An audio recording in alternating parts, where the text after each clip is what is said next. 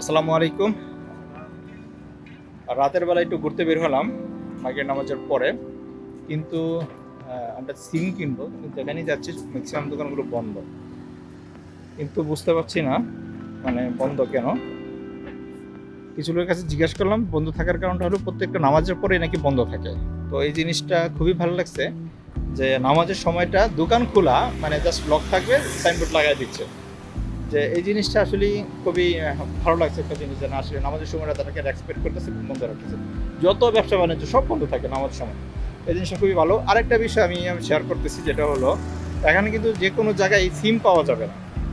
তো আপনারা যারাই আসবেন, তো সিমের নির্দিষ্ট জায়গা আছে, মালে সিটি যেটা, ওখানে মূলত অ্যাভেলেবেল দোকান আছে, কিন্তু আমি যেহেতু হুলু মালেতে আছি, এখানে কিন্তু অ্যাভেলেবেল দোকান নেই। তো সেই কারণে আমি সিম খুঁজতেছি, কিন্তু খুঁজতে খুঁজতে এখানে দুইটা কোম্পানি আছে। আসলে খুব বেশি বড় না, হুলু মানে যে সিটিটা বেশি বড় না। এখানে দেখতে পাচ্ছেন মূলত, তারপরও খুব সুন্দর, কোনো সাউন্ড নাই এখানে। মানে হরেন তো শুনতে পান নাই নাকি? এই জিনিসটা ভালো লাগছে যে আসলে আমরা কোথায় আছি আর অন্য অন্য দেশগুলোতে গেলে আমরা কোথায় বাস করে, এই জিনিসটা আমরা আসলে বই পুস্তকে পড়ি, আইনে আছি, কিন্তু আসলে আমরা মানি না। কারণ হরেনটা হচ্ছে মানুষের পলিউশন এবং মানুষের ব্রেনে এফেক্ট করে। তো এখানে দেখেন প্রত্যেকটা জায়গায় দেখেন সাইন দেওয়া আছে যে এখানে হরেন দেওয়া যাবে না, এবং এখন পর্যন্ত কিন্তু হরেন শুনি নাই। আমি আসলে মাঝে সারাদিন এখানে রইলাম, তো হরেন শুনি না, তার মানে বোঝা গেল এখানে হরেন ব্যবহার করে না। আর পৃথিবীর অনেক কান্ট্রিতেই হরেন ব্যবহার করে না, আমার জানার মতো ম্যাক্সিমাম কান্ট্রিতেই একেবারে প্রয়োজন ছাড়া। তো যাই হোক, মালে রাতে আমি একটু সিটিতে যাবো এখন। মালে সিটিতে রাতের ভিউটা আমি দেখবো। আর ওখানে যাওয়ার পথে একটা ব্রিজ পড়বে, যেটা হলো মেবি 2 বা 3 কিলো বড়, যেটা হলো চায়না ব্রিজ, যেটা চায়না এবং চায়না ফ্রেন্ডশিপ ব্রিজ বলে ওটাকে। ওই ব্রিজ রাতের বেলা খুবই লাইটিং থাকে এবং খুবই চমৎকার। তো আমি যাচ্ছি এখানে, আমার সাথে থাকুন। আমি বাস স্টপে চলে আসলাম। এ হলো বাস স্টপ, দেখি টিকিট কোথায় পাওয়া যায়। আমাদের কাছে ক্যাশ আছে। আর এখানে মালদ্বীপের যে বাস আছে, বাসগুলোতে নাকি আপনার অটো কার্ড ব্যবহার করতে হয়, কিন্তু আমরা যেহেতু কার্ড আমার কাছে নাই, আমরা ক্যাশ দিয়ে দেখি কাউন্টার টাকা কেনার চেষ্টা করব। এখানে একটা দোকান দেখছি, প্রত্যেকটা বাস স্টপের সামনে দোকান আছে, বুঝতে পারছি। এই হলো বাস স্টপ, এবং এখানে কিন্তু ওয়েটিং প্লাস হচ্ছে ক্যাফে শপের মতো দোকান আছে। এখানে বাস স্টপ ঠিক আছে, কিন্তু আসলে সব জায়গায় টিকিট বিক্রি করে না, যেটা বুঝলাম কথা বলে। নির্দিষ্ট কিছু জোন আছে, ওখান থেকে মূলত টিকিটগুলো বিক্রি করে। সামনে একটা মার্কেট আছে, মার্কেটের সামনে যে কাউন্টার আছে ওখানে টিকিট পাওয়া যাবে। তো হাঁটতেছি, চিন্তা করলাম আপনাদের সাথে কিছু ভিউ শেয়ার করি। এ হলো প্রত্যেকটা গলি দেখতে পাচ্ছেন, এই হলো গলি, জাস্ট ব্লক। ওই যে মাথা দেখতে পাচ্ছেন, মূলত ওইটার ওই পাশেই মূলত বিচ, একদম বিচের পাশ দিয়েই মূলত রাস্তা।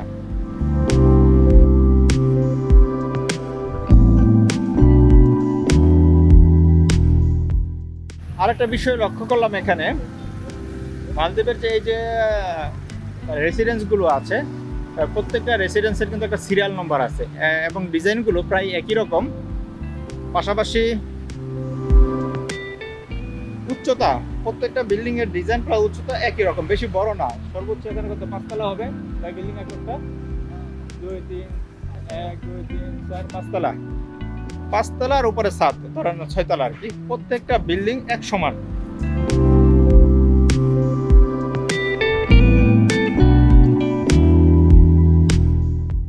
রাস্তার পাশ দিয়ে প্রচুর পরিমাণে সুন্দর করে গাছ লাগানো দেখতে পাচ্ছেন। জিনিসটা আসলেই পরিবেশ রক্ষার্থের মধ্যে করা হয়েছে, এবং কি নিটেল ক্লিন। আমি একটা জিনিস বুঝি না, পৃথিবীর যে কান্ট্রিতে যাই না কেন, ক্লিন প্লাস হরেন নাই, কাউট নাই, বিড়ি শহর থাকতে পারে, ময়লা নাই, কিন্তু মাগার আমাদের বাংলাদেশে যখন যাই নিজেকে এত ছোট মনে হয়। আসলে কি বলবো, আমি ভিডিওতে বলতে বাধ্য হচ্ছি, কারণ আমাদের দেশটা সোনার বাংলা আমরা বলি, কিন্তু সেই সোনার বাংলা দেশটা আমরা আসলে গঠন করতে পারিনি। স্বাধীনতার 53 বছর পরেও আবার নতুন করে স্বাধীনতা অর্জন করছি, এটা বলতে হয়। স্বাধীনতা 53 বছরও আমরা আসলে স্বাধীনতার স্বাদ পাইনি। মালদ্বীপের অনেক ইতিহাস আছে। মালদ্বীপের প্রায় 1000 বছরের ইতিহাস, মানে ধরেন 2500 বছরের একটা ইতিহাস আছে। এখান থেকে আমি একটু আংশিক বলি যে এখানেও কিন্তু দুর্নীতিগ্রস্ত একটা মালদ্বীপ শহর দেশ, দুর্নীতিগ্রস্ত একটা দেশ। 1965 সালের পরে, মূলত এরাও স্বাধীন হয় 1965 সালে, তার আগে পর্তুগিজরা স্বাধীন আন্ডারে ছিল, ইউরোপিয়ান আন্ডারে ছিল, দেন এর আগে রাজাদের আন্ডারে ছিল, বুদ্ধিস্ট ছিল, লাস্টে 1200 দশকের পরে এসে মূলত মুসলিমরা এখানে আসে। তার আগে লং ইতিহাস আছে বুদ্ধিস্ট। তারপরে এটা আপনারা দেখলে বুঝবেন, যেটা মূলত এখানে প্রথম খ্রিস্টপূর্বের 300-400 বছর আগে থেকে মূলত এখানে মানুষ আসা শুরু করে, বসবাস ছিল এখানে, সেটা রেকর্ড পাওয়া যায়। তো এখন 2500 বছর আগের থেকে বা পরে থেকে রেকর্ডগুলো মোটামুটি একটা হিস্টোরিক্যাল ইনফরমেশন এখানে পাওয়া যায়।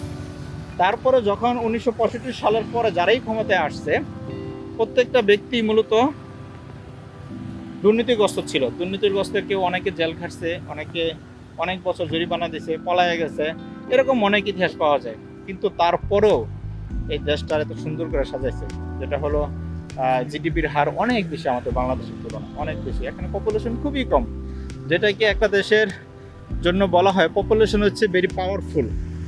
যে পপুলেশন পাওয়ারটা মূলত আমাদের দেশে আছে। এত ছোট্ট একটা দেশে, আমাদের ছোট্ট একটা দেশে এত বেশি পরিমাণে মানুষ, যেটা অন্য কোনো কান্ট্রিতে পাওয়া যায় না।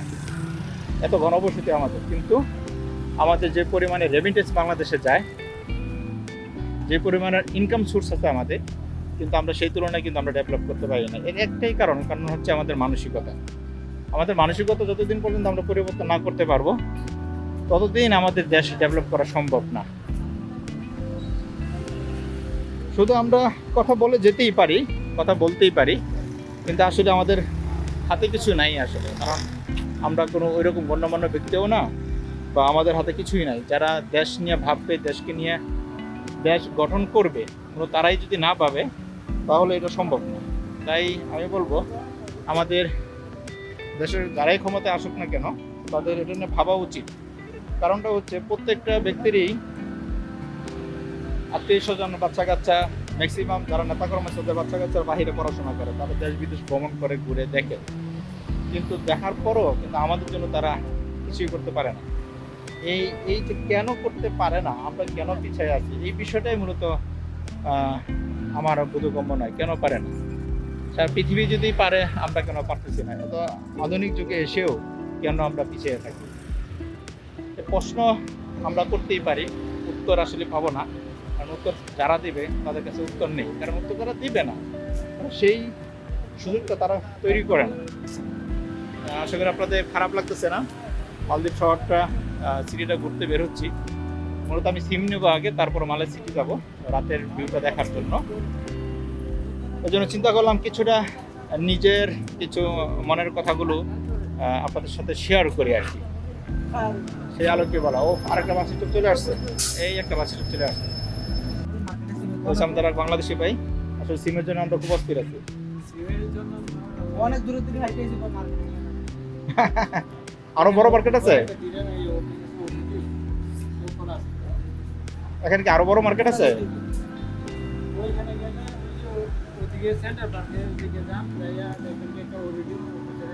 ওরিডিও না? ও, এটা শুধু সেন্টার পার্ক। ও আচ্ছা আচ্ছা। ভাইয়ের নাম কি? হোসেন। এখন কতদিন আছে? হ্যাঁ, 8 মাস। থ্যাংক ইউ ভাই, থ্যাংক ইউ। এটা হচ্ছে মূলত সেন্ট্রাল পার্ক, যেটা হলো ন্যাশনাল পার্ক। সেন্ট্রাল পার্কের দিকে আমরা যাচ্ছি। আসলে এখানে অনেক বাংলাদেশি ভাই আছেন, ওনারা জব করতেছেন এবং অনেকে নতুন আসছেন। ভালো মোটামুটি। আজকে আমি দিনের বেলা যে বুটে গেলাম, ওটা তো আপনারা দেখবেন অবশ্যই। ওখানেও আমাদের বাংলাদেশি ভাইরা হেল্পফুল, মোটামুটি সবাই খুব আন্তরিকের সাথে মূলত সবাই কাজ করে এখানে, সুনামের সাথে। এবং আসলে আমি যেখানেই দেখছি না কেন, আমাদের বাংলাদেশের একটা অবদান সব জায়গাতেই আছে আর কি, সব জায়গায় এটা পাওয়া যায়। তো সেন্ট্রাল মার্কেট দিকে যাচ্ছি। এটা হচ্ছে মূলত মার্কেট শপ, যেটা যে কোনো জায়গা থেকে বললে যে মার্কেট শপ এরিয়া হচ্ছে এটা, মূলত এই লটটাই মূলত মার্কেট এরিয়া। আমাদের বাংলাদেশ, মালয়েশিয়া এবং অন্যান্য কান্ট্রিতে যেরকম অনেক বড় বড় শপিং মল আছে, হুলু মালেতে মূলত এত বড় বড় শপিং মল চোখে পড়ে নাই। তবে মালয় সিটিতে সম্ভবত আছে। আমি মালয় সিটিতে যখন যাবো তো অবশ্যই আমি আপনাদেরকে দেখানোর চেষ্টা করব। এই বিল্ডিংয়ের দোতলায় মূলত সিমের কোম্পানি পাইলাম খুঁজে। এখন দেখা যাক সিম পাই কিনা, অফিসগুলো আছে কিনা মূলত। আমার মতো আপনারা কেউ বিপদে পড়েন না, কারণ আপনারা যারাই আসবেন ফার্স্টে চেষ্টা করবেন সিম দরকার হলে নিয়ে নিতে। ওপেন না, মূলত চলে আসলাম। আর এটা রিলোডের সিম, এটা রিলোড সিম কোম্পানি একটা। শোনাম পাসপোর্ট, ওকে ওকে। আটা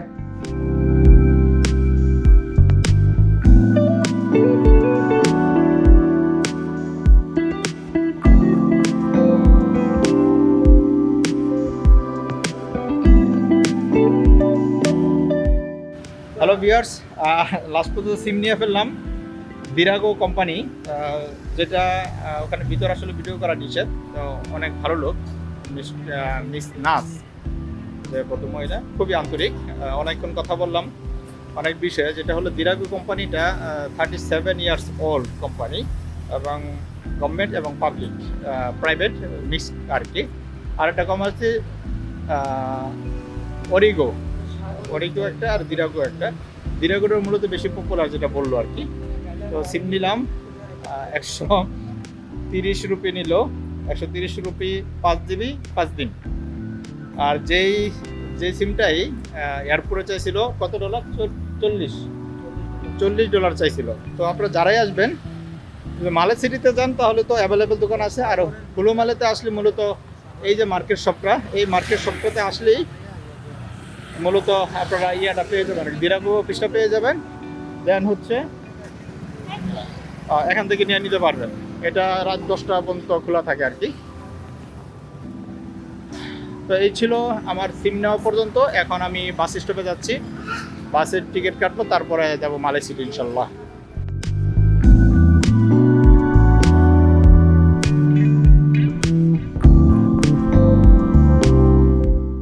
প্রিয় ভিউয়ার্স, বাসের টিকিট কাটলাম, যেটা হলো ফাহি প্লাজা। হুলো মালে মেইন সেন্টার হচ্ছে এটা, যেটা ইতিপূর্বে আগে বললাম। তো এখান থেকে বাসের টিকিট কাটলাম। বাসের টিকিট 10 রুপি করে নিল আর কি, মালদ্বীপের রুপি। যাওয়া এবং আসা 24 ঘন্টার মধ্যে আপনি গেলেই চলবে। তো আমরা যেহেতু রাতের বেলা, এই সময় দিয়ে মানে শুধু নাইট ভিউটা দেখে চলে আসবো ইনশাল্লাহ। তো আমরা যাওয়া এবং আসাটা একসাথে নিয়ে নিলাম। আর টিকিট কাউন্টার ফাহি প্লাজা যেটা, এটাই মূলত একটাই কাউন্টার। তো আপনারা যারাই ওই হুলো মালে থেকে মালে যেতে চান, তো এখানে ট্যাক্সি এবং অন্যান্য যে ট্যুরিস্টদের যে গাড়িগুলো আছে, 85 মালদ্বীপ মালে রুপি করে নেয়, 85 মালে রুপি। তো সেই ক্ষেত্রে আপনারা যদি একটু হেঁটে, যদি এটা সেন্ট্রাল পয়েন্টে যে কোনো জায়গা থেকে একটু হেঁটে এসে, যেমন আমাদের হোটেল থেকে এখানে আসতে 10 মিনিটের মতো লাগছে, হেঁটে এসে যদি ফাহি প্লাজা থেকে মূলত টিকিটটা নেন, খুবই চিপে আপনারা নিতে পারবেন। তো এটাই মূলত সাজেস্ট করবো, যে একটু পায়ে হেঁটে হলেও এখান থেকে 10 মালদ্বীপ রুপিতে, আর 10 রুপিতে আসা যাওয়া আসায় কিন্তু 20 রুপিতে হয়ে গেল। এখন পার হেড যদি 20 রুপি হয়, দেখেন, আর একটা গাড়িতে আপনার 85 রুপি নেবে, যাওয়া 85 এবং আসা 85। তো হিউজ একটা কস্টিং। তো যাই হোক, আমি এখন বাস স্টপের দিকে যাচ্ছি। তারপরে আমি আপনাদেরকে মেন যে সিটি, মালে সিটি, ওখানে নাইট ভিউটা ইনশাল্লাহ দেখাবো।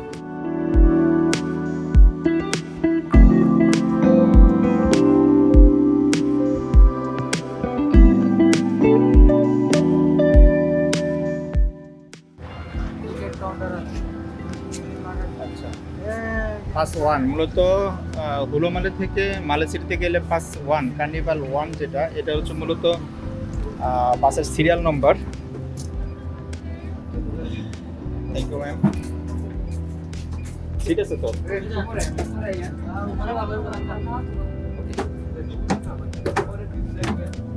উপর থেকে ভিউ দেখা যাবে না? ওকে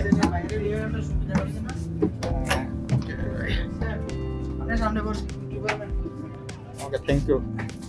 একটু সুযোগ করে তো জানাম, আপনাকে অনেক ধন্যবাদ। 10 টাকা উঠে দেবো।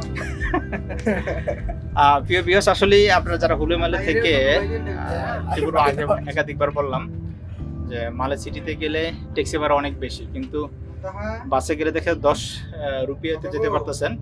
তো যাক, চমৎকার। ডাবল ডেকারের বাস, উপরে বসলাম, পুরো সিটির ভিউ দেখা যাবে ইনশাল্লাহ। আর আরেকটা বিষয়, মালে আমি যেটা জানলাম, আমার এই এক ভাইয়ের নাম জানি কি, মেহেদি হাসান ভাই, ওনার কাছ থেকে জানতে পারলাম যে কার্নিভাল ফার্স্টে 1 না, কার্নিভাল বাস টার্মিনাল মালে আচ্ছা, ইয়ে যেটা দেখো ওই যে বলে মানে side phase 1 phase 1 phase phase আচ্ছা, 2 ওই সাইডে ফেজ 1 হচ্ছে কি মালে সিটি, আর ফেজ 2 হচ্ছে হলো মালে। নো ফেজ 1 হলে মালে সিটি, ও, ফেজ হলে 2 মালে। হলে মালে আর এই মালে, মালে অনলি মালে সিটি। ও ওটা ডাইরেক্ট মালে সিটি। হ্যাঁ, মালে। ফেজ 1 ফেজ 2 হচ্ছে কি হ্যাঁ, হলো মালে সিটি। ও আচ্ছা আচ্ছা, এটা কি এটা সিম দিরাগো নিছেন বিরাগনি। দিরাগো ভালো, দিরাগো ভালো না দিরাগো ভালো। আমাদের একজন ফ্রেন্ড আছে, উনিও বলছে দিরাগু ভালো, ওনার বন্ধুর মলগমতে জব করে। দিরাগো এটা মনে হয় তোমার সেন্টার পার্ক না? হ্যাঁ সেন্টার। ওকে, বিহার পাস 1 পাস 2 হচ্ছে হলো মালে সিটি আর মালে সিটি। দেখো আপনারা যারা যাবেন, কার্নিভালটা হচ্ছে মেন মালে সেন্ট্রাল পয়েন্ট আর কি। অ্যাকচুয়ালি আমি চাচ্ছি মালদ্বীপের পুরো নাইট ভিউটা দেখার জন্য। আর আগামীকাল সকালে ইনশাআল্লাহ আমি দিনের জন্য বের হবো। সিটি টুলের মতো রয়েছে ঠিক আছে। হ্যাঁ, আগামীকাল দিনে বের হবো ইনশাআল্লাহ, দিনের ভিউটা দেখাবো ইনশাআল্লাহ।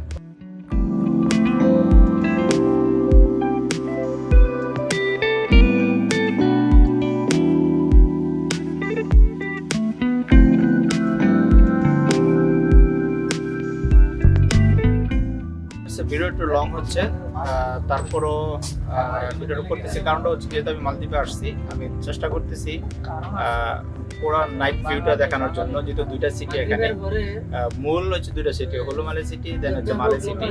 আমি হলো মালে থেকে মালে যাচ্ছি, এই জন্য মূলত ভিডিওটা লং হচ্ছে, কিন্তু আপনারা দেখতে থাকুন, আশা করি আপনাদের অনেক ভালো লাগবে। এবং পূর্ণাঙ্গ ভিডিওটা যদি দেখেন তাহলে আপনারা বুঝতে পারবেন মালদ্বীপের রাতের ভিউ, এবং দিনের জন্য আমি আলাদা ভিডিও করবো, তো আপনারা আশা করি বুঝতে পারবেন যে রাতের ভিউটা কিরকম এবং কতটা সুন্দর, খুবই পরিপাটি।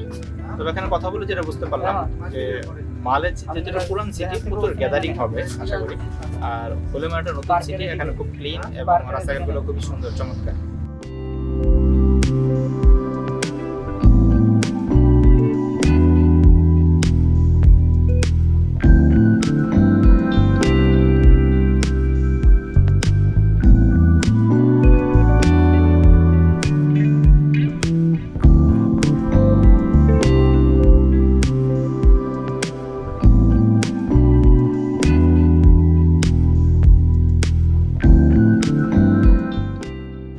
আমার যে ডান পাশটাতে, এটাতে মূলত এয়ারপোর্টের রাস্তা। এই একটাই রাস্তা হলো মালে থেকে মালে যেতে পারে। তো এখানে আমরা যে রাস্তাটাতে যাচ্ছি, বাম পাশটাই মূলত হচ্ছে কি সমুদ্র, আর সোজা চলে যাচ্ছে মালে সিটি। তো টু এর রাস্তা মূলত দুইটা গাড়ি যাওয়া যাবে। আর যে ব্রিজটা আমরা যাচ্ছি, সামনে কিছুক্ষণ গেলেই মূলত আমরা ব্রিজটা পাবো।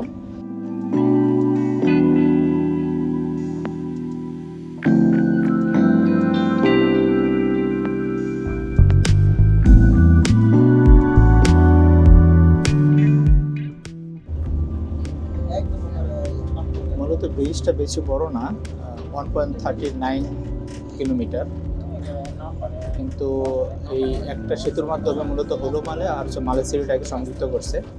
খুব ছোট একটা সেতুর মাধ্যমে, কিন্তু সেতুর আগে ছিল ডিভাইডেড, ছিল মূলত দুইটা সিটি, এটার মাধ্যমে মূলত দুইটা সিটি একত্র করছে এবং তারপরে হলো মালে মূলত ডেভেলপ শুরু হয়।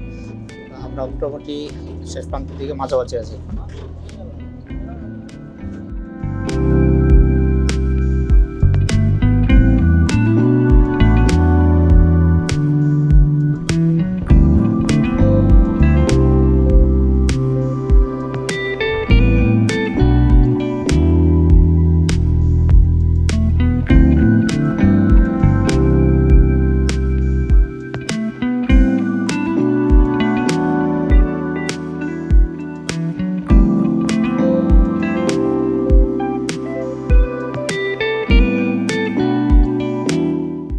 কার্নিভাল বাস স্টপ থেকে কাছেই মূলত হচ্ছে ব্লু মক্স, যেটা ব্রিজের পরে।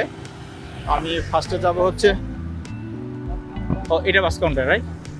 ও কার্নিভাল বাস কাউন্টার, এটা হচ্ছে মূলত একদম বাস কাউন্টার কাছেই মূলত এটা যাওয়ার যেটা আর কি মালে বাস স্টপ যেটা। আর আমি এখন যাবো হচ্ছে সুলতান মক্স, যেটা আরও খুব সুন্দর এবং মালে সিটির যে ফেমাস যে মসজিদটা ওইটাই মূলত আগে আমি যাব।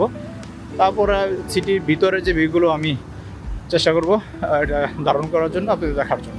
তো এখানে রাস্তাগুলো প্রত্যেকটা রাস্তায় হচ্ছে সমুদ্রের পাড় দিয়ে, যেহেতু একটা দ্বীপ, তো এই জিনিসটা খুবই ভালো লাগে এবং ধীরে ধীরে বাতাসটা আসলে খুব অসাধারণ। হ্যাঁ, দিনে ইনশাল্লাহ আলো দিবসে কালকে সকালে, ইনশাল্লাহ সকালে কালকে সারাদিন ঘুরবো, শুধু সিটিগুলো ঘুরবো ইনশাল্লাহ। মালে সিটিতে ম্যাক্সিমাম মানুষই মোটরসাইকেল দিয়ে ঘুরে, যেটা জানতে পারলাম। এখন দেখতে পাচ্ছেন রাস্তার পাশ দিয়ে প্রচুর মোটরসাইকেল, স্কুটি, যেখানে তাকে মানে শুধু স্কুটি আর স্কুটি।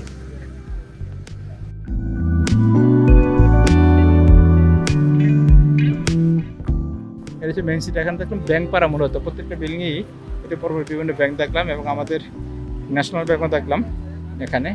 আর এখন রাস্তাঘাটে যে বিজিটা, এটা হচ্ছে অফিস আওয়ার শেষ হওয়ার কারণে মূলত এখন মানুষজন কাছ থেকে ফিরে যাচ্ছে।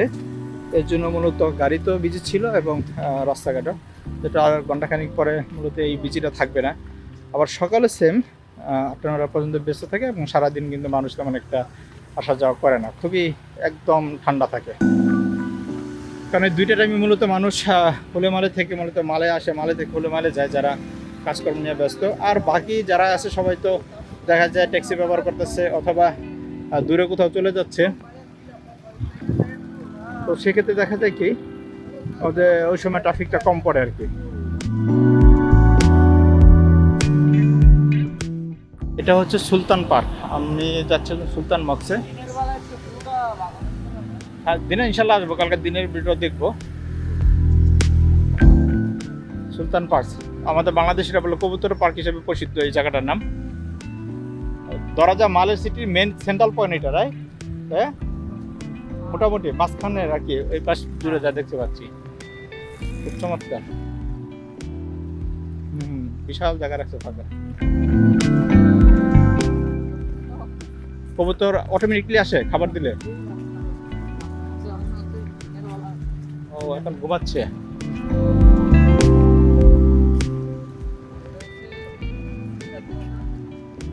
ও, এটা হচ্ছে পুলিশ হেডকোয়ার্টার।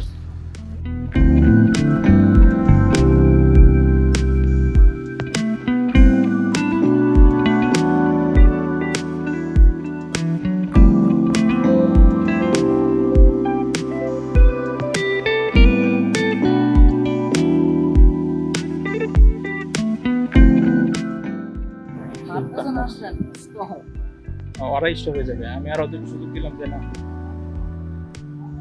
এই জিনিসটা খুব ভালো লাগছে, না খুবই চমৎকার। এই হলো সুলতান মক্সের বাইরের সাইড এটা। হ্যাঁ,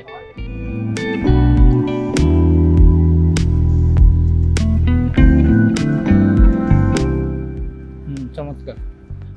এখন তো নামাজ টামাজ পড়া যাবে না, রাত খোলা থাকে কটা পর্যন্ত, তাই না?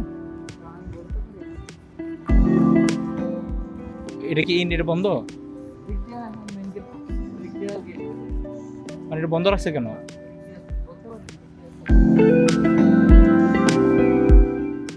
আপনি আর কতটুকু যাবেন?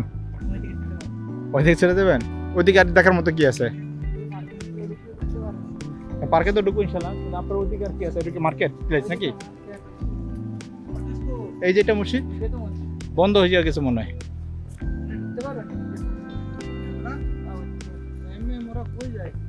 এটা পার্কার ঘুরে আসি, বাইরে তো বিদায় নিব এখান থেকে পরে। হ্যাঁ, এটাই সুলতান পার্ক। হ্যাঁ, সুলতান মসজিদ এবং সুলতান পার্ক একসাথে। টিকিট লাগে না তো না ভিতরে? দিনও টিকিট লাগতো না। চমৎকার। ঢুকুন বাইরে তো সবসময় ঢুকে, তারপরে একটু সময় দিলেন, যদি বাইরে আবার 7টাতে ডিউটি আছে, এই জন্য। ভাই হাসান ভাই, অনেক ধন্যবাদ ভাই আপনাকে। আসলে আমাদের বাসেই পরিচয় হলো মেহেদি ভাইয়ের সাথে, যেটা দেখছেন। কিন্তু আসলে বেশিক্ষণ রাখতে কষ্ট হচ্ছে, তারপর একটু সময় দেন, কারণটা হচ্ছে বাইরে আবার ডিউটি আছে। আবার আমরা যখন মালয়েশিয়াতে যাবো তো আমাদের এরকম কাজের জন্য দৌড়াইতে হবে। আসলে আমরা বিদেশে যারা থাকি আমাদের সময়টা খুব হিসাব করে চলতে হয়, চাইলে অনেক সময় কিছু করতে পারি না। এখন ইচ্ছা আছে কিন্তু তারপরেও সময়টা দেওয়ার মতো আসলে ওই সময়টা নাই, কারণ সকাল হলেই দৌড়াইতে হবে। এই দেশগুলোতে যখন আসি তখন বোঝা যায় আসলে আমাদের দেশ কই আর আমরা কোথায় আছি, খুব কষ্ট লাগে। রেসিডেন্ট আচ্ছা, ও দারুণ, তো এখন বাচ্চাদের সুন্দর ই করছে না? হ্যাঁ, বাচ্চাদের জন্য খুব ভালো ব্যবস্থা করছে দেখা যায়। নাইস, দেখছেন লাইটিংটা কত সুন্দর, ক্যামেরাতে লাইটিংটা কিন্তু অন্যরকম আসতেছে। হ্যাঁ,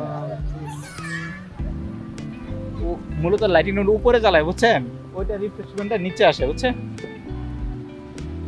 খুবই চমৎকার। আমি চেষ্টা করি প্রত্যেকটা সিটিতেই 2টা করে ভিউ নেওয়ার জন্য, উপভোগ করার জন্য, যে রাতে এবং দিনে আমি চেষ্টা করি।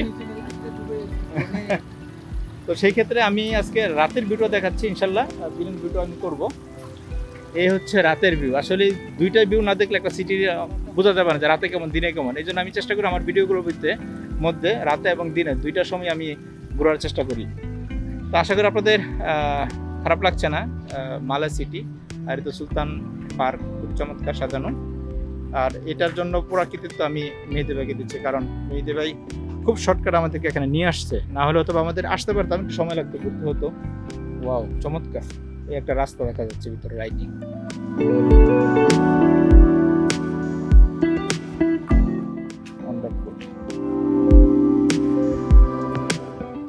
এটাতে কি বের হয়ে যাওয়ার জন্য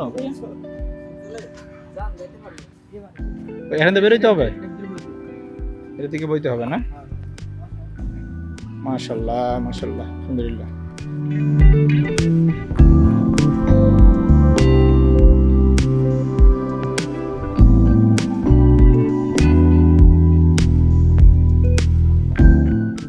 তো আমি এখন সুলতান মসজিদ থেকে বের হয়ে যাচ্ছি, মূলত এদিকে বের হওয়ার রাস্তা।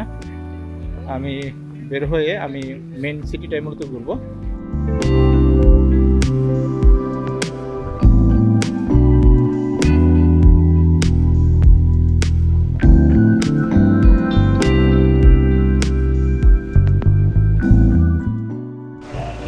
যাই হোক, আমি এখন এই মূলত মালয় সিটির ভিতরের যে সাইডটা আছে সেটা আমি একটু ঘুরে ঘুরে আপনাদের দেখানোর চেষ্টা করতেছি। এটা হলো একটা রাস্তা, খুবই বিজি, আর যেটাকে বলা হয় মালয় সিটিতে 80% লোক বাস করেছে। মালয় সিটিতে 80% লোক মালয় সিটিতে বাস করে। খুবই গ্যাদারিং একটা সিটি। এখানে গ্যাদারিং থাকলেও কি যে এরকমই যা দেখতে পাচ্ছেন, দিনে আরও কম থাকে। এটাই গ্যাদারিং, যেহেতু রাস্তাঘাট খুব সরু সরু রাস্তাঘাট, কারণ যেহেতু এটা দ্বীপ এলাকা, এরকম অনেক রাস্তা, এবং রাস্তার পাশে এই যে গাড়ি রাখা আছে এবং স্কুটি রাখা আছে, যেটা আগেই বললাম, প্রচুর স্কুটি ওনারা চালায়।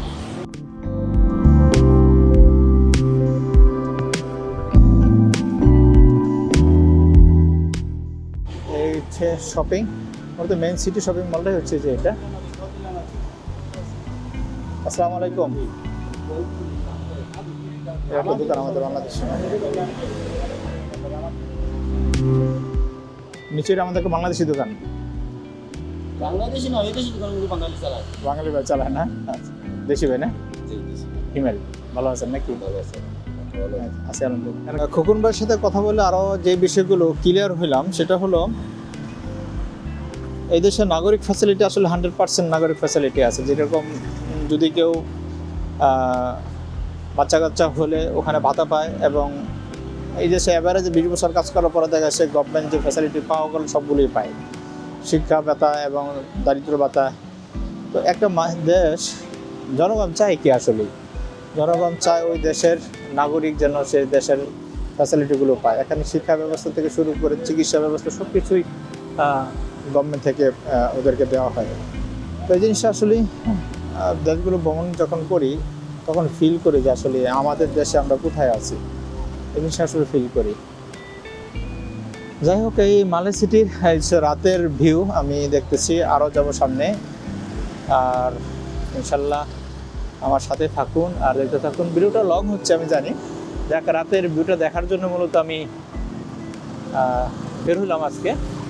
আমি চেষ্টা করেছি উলোমালে থেকে শুরু করে মালয় সিটিতে আছে। এখন মালয় সিটির রাস্তাঘাট দেখেন, একটু ক্রাউড, এখানে রাস্তাঘাট বেশি, বাট মালয় সিটিটা খুবই সবুজ এবং খুবই সুন্দর। উলোমালে, কিন্তু এটা হচ্ছে মেন মালয় সিটি। এবং রাতের শহর সারা রাতে এরকম, যেটা প্রত্যেকে বললো মালদ্বীপ কখনো ঘুমায় না আর কি, দিনে এবং রাতে অল টাইম এরকমই চলে।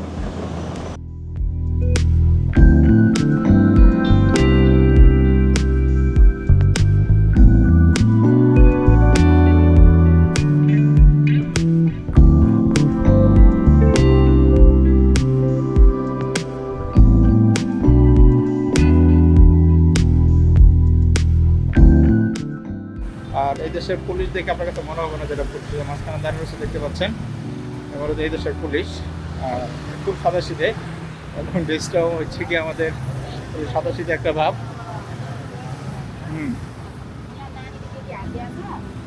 তো দেখে মনে হবে না যে আসলে কোনো বাপসাপ কিছু নাই, নর্মালি চলাফেরা করতেছে,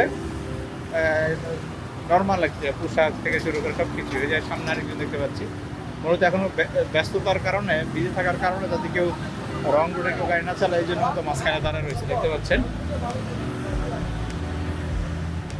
2 এর রাস্তা এটা, একদম সাদাসিধে। এই পুলিশের গাড়ি দেখা হয়েছে কয়েকবার। তবে এখানে আরেকটা বিষয় যেটা, আমি যেমন আইল্যান্ডগুলোতে কিন্তু প্রত্যেকটা আইল্যান্ডে কিন্তু আলাদা আলাদা থানা আছে। যে আমি যে আইল্যান্ডে গেলাম দিনের বেলা, ওখানে পুলিশের গাড়ি দেখছি। এই সিটি তো একবার দেখা হয়েছে, তবে এখানে নিরাপদ আর কি।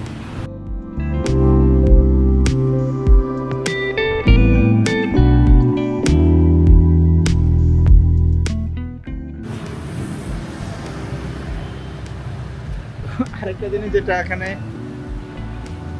মালয় সিটিতে ম্যাক্সিমাম লোকই বাংলাদেশি, যেদিকে তাকাচ্ছি সেদিকে বাংলাদেশি পাচ্ছি। আমার কাছে ফিল হয় না যেটা আসলে বিদেশি। কারণটা হচ্ছে এই দেশের মালাই মানে মালদ্বীপের লোক আর হচ্ছে আমাদের বাংলাদেশি সেম কালচার, সেম গায়ের রং, চলাফেরা সব কিছুই। তবে এখানে আমি যে জিনিসটা কিছু দ্বিধাদ্বন্দ্ব পড়ে গেছি, কিছু লোকের জিজ্ঞাসা করলাম বাংলাতে, তারা উত্তর দেয় যে এই দেশের ভাষায় অথবা ইংলিশে, আবার তামিলে, আবার কিছু লোকেরা দেখা যায় ইংলিশে উত্তর দিচ্ছে বাংলায়। তো এটা নিয়ে একটা কনফিউশন করে গেছে, কারণ দেখার বোঝার উপায় নেই কে বাঙালি আর কে হচ্ছে এই দেশের লোকাল। তো এই জিনিসটা কনফিউশন। তারপরে জিজ্ঞেস করলে হবে যে আমি বাংলাদেশি কিনা, তাও সে বলবে না বাংলাদেশি না তাই, নাকি আমি এই দেশি বললে হবে। কিন্তু আমি মানে কাটিং দেখে, চলাফেরা থেকে মনে করছি যে তোমরা বাংলাদেশি, কিন্তু আসলে দেখি যে না, বাংলাদেশি না। আমরা যেখানে যাচ্ছি ওখানে যাওয়ার পথে বললো তো 10 মিনিট লাগবে, 10 মিনিট লাগবে, তারপরে পেয়ে যাবেন। 10-15 মিনিট হাঁটার পরে এক পুলিশ বাড়ি জিজ্ঞেস করলাম যে ভাই ওই জায়গায় যাইতে কতক্ষণ লাগবে, আরো 10 মিনিট। আল্লাহু আকবার। যাক, ভালো লাগতেছে, রাতের শহর তো দেখতে ভালোই লাগতেছে, খারাপ লাগতেছে না, ভালো এনজয় করতেছে, হাঁটতেছি।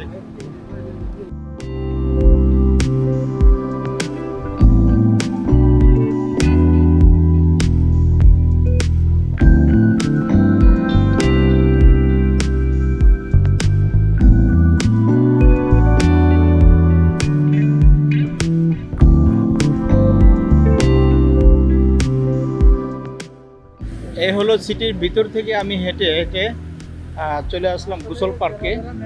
এটা খুব চমৎকার একটা পার্ক, মালেতে অনেক বড়। মূলত এই পার্কটা ঘোরার জন্যই মূলত আমি আসলাম হেঁটে হেঁটে। আর ভিতরের ভিউগুলো আমি চেষ্টা করছি দেখানোর জন্য আপনাদেরকে। আর আমার এই ভিডিওটা একটু লং হচ্ছে, কারণ হচ্ছে আমি চেষ্টা করতেছি পুরা মালে সিটির যে ভিতরে বা আন্তঃপন্ত যা আছে সবগুলো ভিউ আমি দেখানোর জন্য। তার আমি কাটসিট কম করবো এই ভিডিওটা, আপনারা পুরো ভিডিওটা দেখবেন, আশা করি আপনাদের ভালো লাগবে। ওয়াও, বিশাল বড় একটা পার্ক, অনেক সুন্দর, চমৎকার, প্রচুর লোকজন এখানে আছে দেখেন। বিশাল বড়, মূলত সমুদ্রের পাড়ে এটা। এই আমি যদি পার্ক এসে যাই, সুন্দর।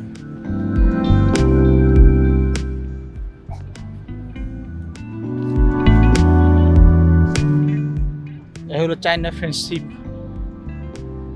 ব্রিজ।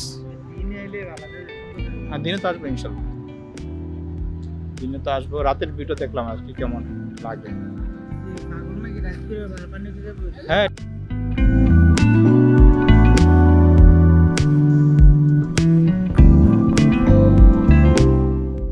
এই হলো গোসল পার্ক, পাশেই মূলত হচ্ছে ব্লু মক্স। তো আমি ব্লু মক্সটা রাতে ঘুরবো। আর এখানে খুব চমৎকার একটা কফি শপ আছে, আইসক্রিম খাওয়া যায়। হট গোসল পার্কে খুব চমৎকার এই কফি শপটা। এখানে অনেক জাতীয় আইসক্রিম পাওয়া যায় এবং অনেক জাতীয় ড্রিঙ্কস পাওয়া যায়। তো আমরা দেখি কি খেতে পারি। এটা হচ্ছে মালয় সিটিতে ঢোকার সাথে সাথেই মূলত আমি যখন বাসে এখানে আসি তখনই ওই ব্রিজটা দিয়ে যখন এখানে আসি তখন কিন্তু প্রথমেই পড়ছে এই গোসল পার্কটা। কিন্তু যেহেতু আমি ভিতর থেকে ঘুরে আসছি এই জন্য মূলত আসতে একটু সময় লাগছে।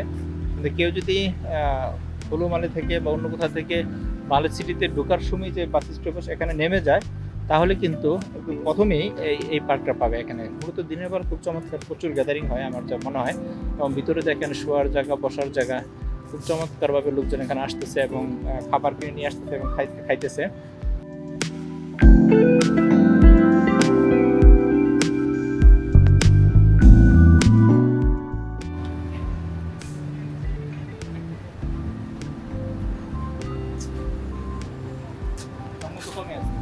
কত?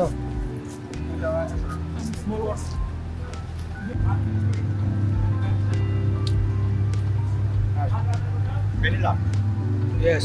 মিল্কশেক।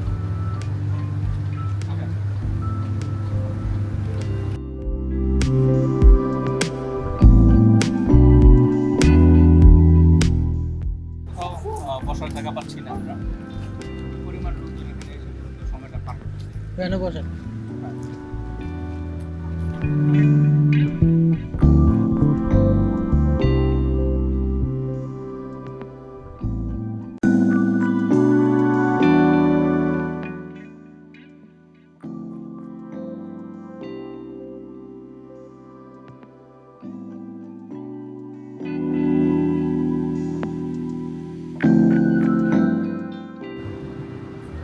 পার্কের পাশ থেকে আমি চলে আসলাম ব্লু মক্সের সামনে।